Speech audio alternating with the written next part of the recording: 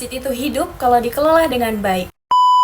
Assalamualaikum warahmatullahi wabarakatuh. Halo Sobat Dakwah, perkenalkan nama saya Anissa dengan NIM 0104241018, mahasiswi Prodi Manajemen Dakwah semester 3.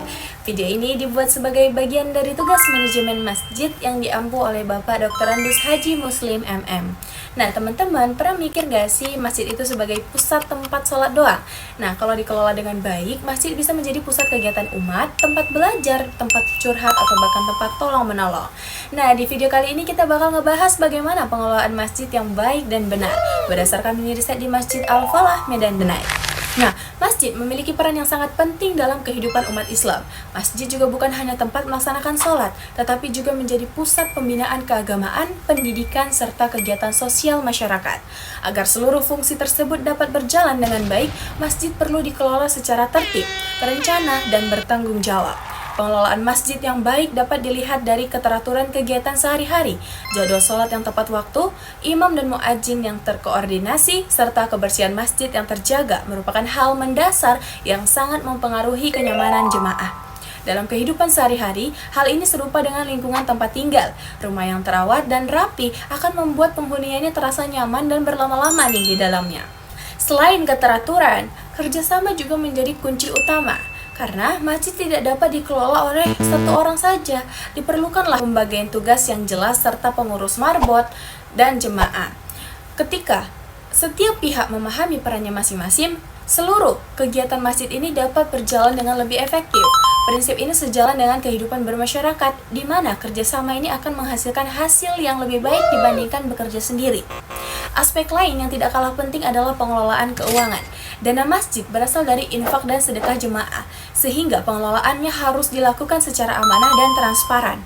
Penyampaian laporan, pemasukan dan pengeluaran secara terbuka ini akan menumbuhkan rasa percaya jemaah terhadap pengurus.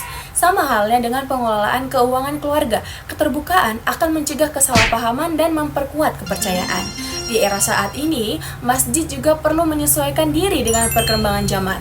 Pemanfaatan media komunikasi seperti grup pesan atau media sosial dapat membantu menyebarkan informasi kegiatan lebih cepat dan efektif.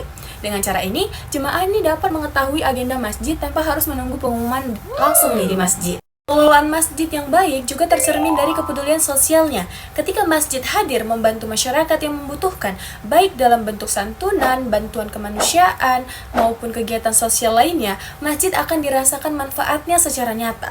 Hal ini menjadikan masjid sebagai tempat yang dekat dengan kehidupan masyarakat, bukan hanya sebagai tempat ibadah semata. Selain itu, keterlibatan generasi muda perlu mendapatkan perhatian khusus. Remaja masjid merupakan aset paling penting bagi keberlangsungan masjid di masa depan. Dengan memberikan ruang bagi mereka untuk berpartisipasi dan berkontribusi, masjid akan tetap hidup dan berkembang seiring pergantian generasi. Sebagai penutup, pengelolaan masjid yang baik bukan diukur dari kemegahan bangunannya, melainkan dari bagaimana masjid tersebut ini mampu memberikan kenyamanan, menumbuhkan kebersamaan, dan memberikan manfaat bagi jemaah serta masyarakat sekitar. Dengan pengelolaan masjid yang tertib, amanah, dan partisipasif, masjid dapat berfungsi secara optimal dalam kehidupan umat. Mungkin segitu saja yang dapat saya sampaikan. Kurang dan lebihnya saya mohon maaf. Wabillahi taufiq wal hidayah. Wa bihi nasta'in. Assalamualaikum warahmatullahi wabarakatuh.